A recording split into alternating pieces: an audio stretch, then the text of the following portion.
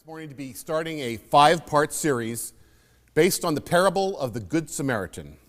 Now, you all know this parable totally well, but we're going to be looking at what would it mean in today's world to be a Good Samaritan.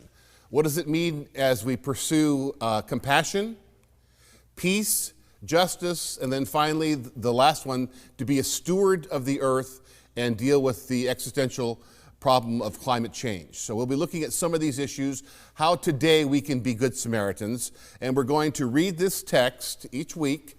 I don't know if you recall, but the reason that he tells the story of the Good Samaritan is because a lawyer comes up to Jesus to kind of try to trick him, and he asks him a question that said, Carl Anderson, one of our retired lawyers and judges after the first service said, "Why are lawyers always the bad guys in the New Testament? They are the bad guys, scribes and lawyers." So he goes to try to trick Jesus, and he says, "What must I do to inherit eternal life?" And Jesus says, "Well, what do you think?" And he says, "Love God and love your neighbor as yourself." And Jesus said, "That's correct." But then he asks this question here as a follow-up. It's in the text there, Luke 10:29.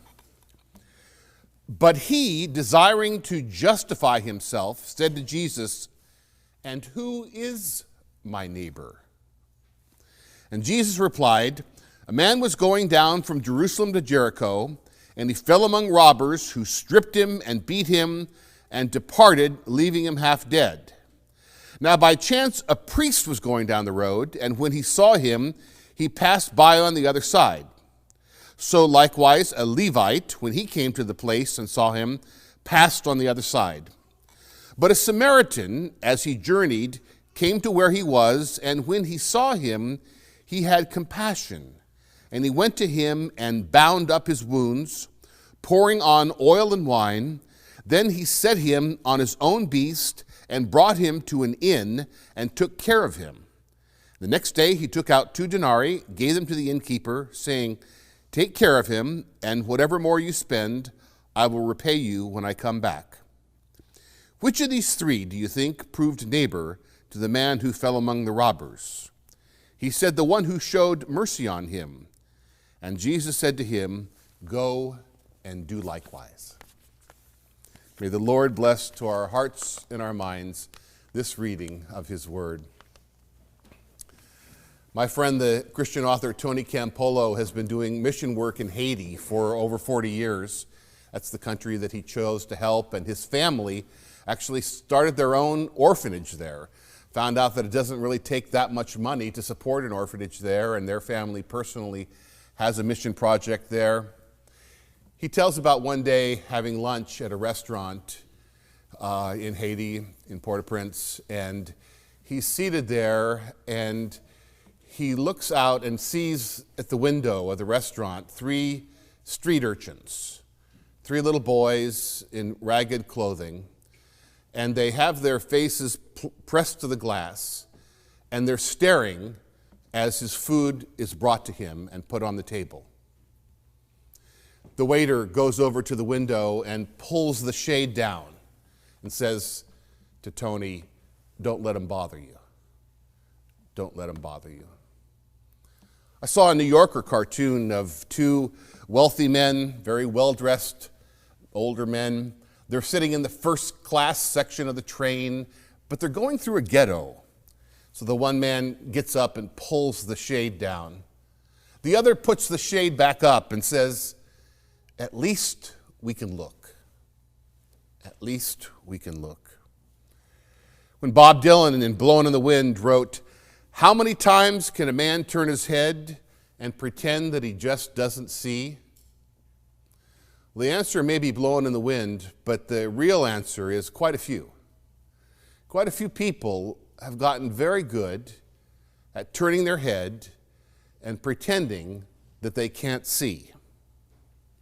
Pretending that they can't see the problem that we have in this world with poverty, with the lack of peace, with climate change, pretending that we can't see.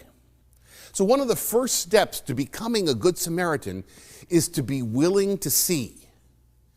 Be willing to not turn your head. and to see and confront the problems in our world. So let's get our bearings in this story. The road from Jericho to Jerusalem is 17 miles long. It was a very dangerous place back then. It's still dangerous today. Because of the conflict between Israelis and Palestinians, it's still a very dangerous place to be. So this man traveling on the road is accosted by robbers. They beat him up, steal his clothes and possessions, and leave him lying there half conscious. A priest comes by and sees him, but just passes by on the other side. A Levite comes. Levite is a religious scholar. Sees him, passes by on the other side. Let's be fair to these folks, though. They were actually doing what their religion told them to do. The Levitical code of the Old Testament says that if you are a priest or a Levite, you're never to touch a sinner. If you touch a sinner, you become defiled and you cannot do your job of the religious services. So they are simply following their own religion, what their religion tells them to do. I mean, they can't tell if this guy is a sinner or not. He doesn't have any clothes, so you can't tell by his clothes if he's Jewish. And he's unconscious. He's half dead, it says, so you can't even ask him a question. So they just figure it's better to not take a risk. Better not to take a chance of touching this guy, lest they become defiled. Then comes the Samaritan. He puts himself at risk. I mean, those robbers could be right there behind the rocks, waiting for the next guy to come on the road, right? The fact that he gets off his donkey, putting himself at risk, helps the guy, puts the guy back on the donkey, and then somehow gets him to the inn. He's doing this thing, and he's deciding that he's going to intervene and do something good. It's hard for us to imagine today how shocking this story would be to people of Jesus' era, to Jews, the people that he told it to. Because to the Jews, the Samaritans were the vilest, worst people that you could possibly imagine. They would often desecrate the temple of the Jews. They are an outside group that was terribly hated. I mean, if you talk about the way that the Jews and Palestinians feel about each other nowadays, you can just go to that same place and multiply it. So the idea that Jesus would tell a story where the hero is a Samaritan is unheard of. It's like Jesus told a parable today called the good Al-Qaeda terrorist, the good Colombian drug lord. It's an oxymoron. There is no good Samaritan. He's confronting them with this. The people that you kind of expect to do good in the story don't. This is why it's so ironic. The people, the religious people that you expect to be compassionate and good are not, and this guy who you would never expect to do anything good is the hero. There was an experiment that happened many years ago at Princeton Seminary. I think it was the psychology department in the undergraduate school who put this on. They were trying to study the correlation between what people were thinking and the actions that they took in the world. So they put together this little kind of experimental thing where they went to the homiletics class at the seminary, the preaching class, and they got everybody assigned the same text, the Good Samaritan. Everybody in the class was supposed to preach about the Good Samaritan. And they were supposed to go, they signed up for an appointment to go over to another building where there was a video recorder, and they're supposed to preach their sermon and then have it played back later on to the class to be reviewed. Well, in the experiment, they hired an actor to fake a heart attack right in front of the place where the students were going to have their sermon recorded. They had a guy who would grab his chest and fall to the ground and writhe around and pretend like he was having a heart attack. They found out that a majority of the seminary students walked right around the guy having the heart attack so that they wouldn't be late for their appointment to preach a sermon about the Good Samaritan.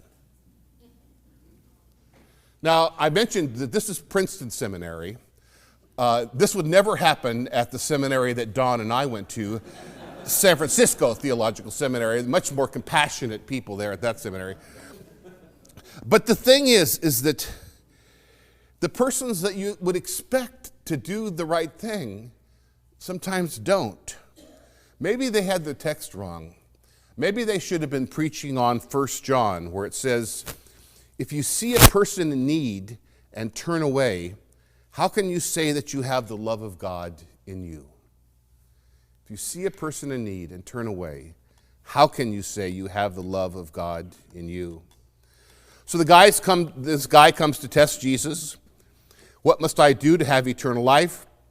Jesus answers with another question. It's like the story about the Jew and the Gentile. They're talking, and the Gentile says, hey, the trouble with you Jews is that you always answer a question by asking another question. And the Jew said, why not? So the religious guy is trying to question Jesus to trick him. What do I have to do to get eternal life? And Jesus asks him another question, and the guy answers rightly. But then in an attempt to get around the reality of what he must do, he tries to make the simple complex. He asks another question. Who is my neighbor? He tries to make it a little bit more difficult to understand. Well, let's get down in the weeds here. Who is my neighbor? As long as we keep asking questions, we can get around doing what we need to do and still look religious. Now, another situation in Jesus' life, somebody came to him and asked the very same question. It's the story called the rich young ruler. This young man comes to Jesus and he says, what do I need to do to inherit eternal life? And Jesus says, sell all you have and come follow me. And he's not able to do it. But the question was a real one for him. He was searching for a life of meaning. And so Jesus answered him in a very different way than this fellow. This lawyer was seeking to justify himself he wanted to confirm the narrowest possible definition of the word neighbor. Because in his mind, neighbor meant Jew. That's what a neighbor was, a Jew.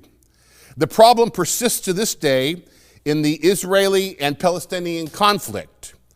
Neither side is willing to see the other as a neighbor. That's why we have this ongoing conflict going on and on and on. But we can't condemn them because here in America, there is the same tendency to see a neighbor as someone who was born in the good old USA. It's a universal phenomenon that we're talking about, for hardly anyone in the world believes that territorial discrimination is as evil as racial or religious discrimination. But it is. Nationalism at the expense of another nation is just as wicked as racism at the expense of another race. In other words, it's a fact that no one's heart is as wide as God's love. It's easy to be overwhelmed with all these things, to understand and to feel like we can't, the problems are so huge we can't do anything. That's why I put that quote in your bulletin there where it says, I am only one, I can't do everything, but I can do something, and I will not let what I cannot do interfere with what I can do. I thought that was an anonymous quote, but I did a little more research. And I found that it has been attributed to Helen Keller, a woman who was blind and deaf, who did so much. And her attitude, in her darkness, Helen Keller could see more clearly than the learned lawyer in our text. I thought that we lived in order to love, but apparently not. Our text says that we love in order to live. Jesus' last line, do this and you will live.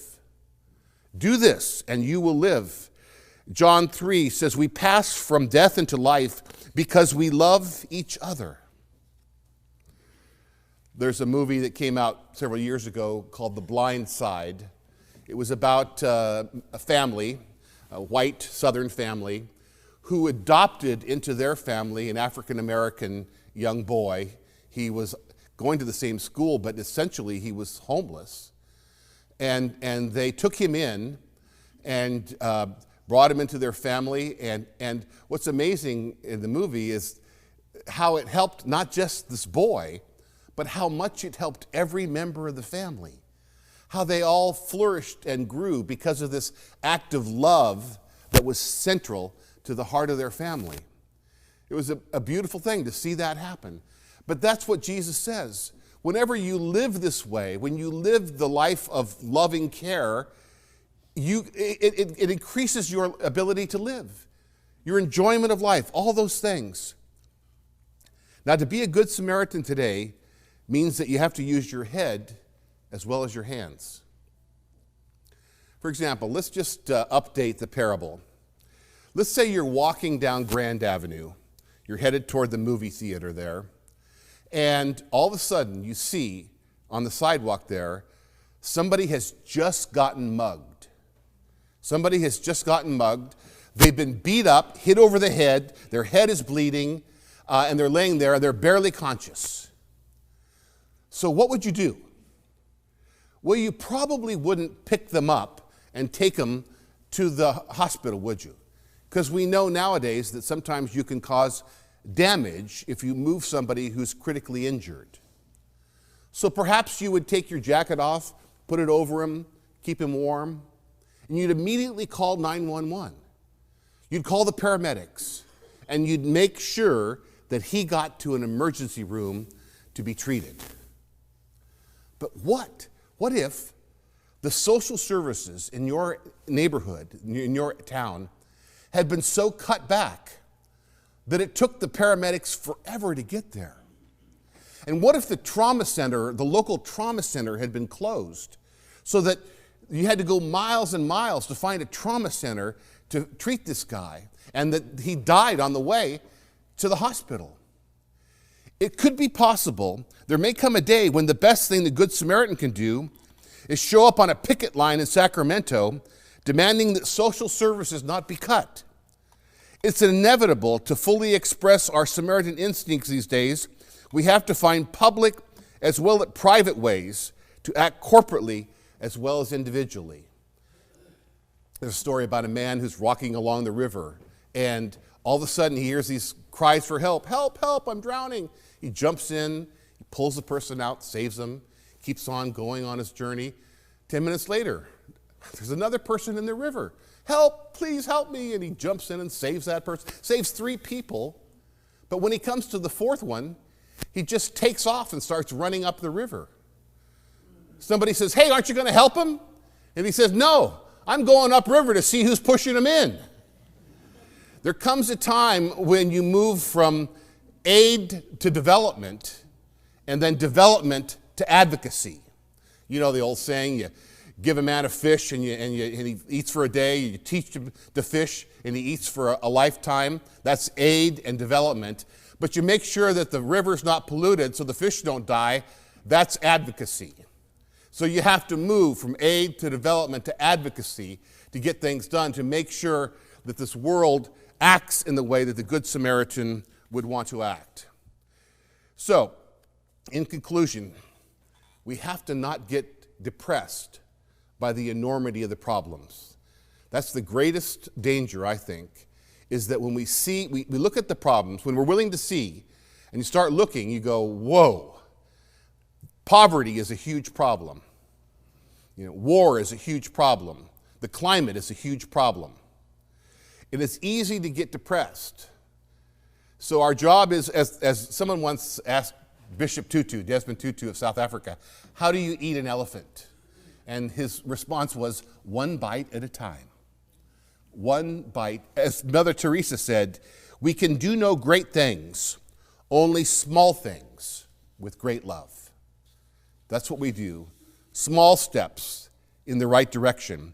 In the next 4 weeks, we're going to be looking at ways that we can be good Samaritans and take some small steps in the world. I close with a story that you all know. You've all heard it before. There's so many variations of it.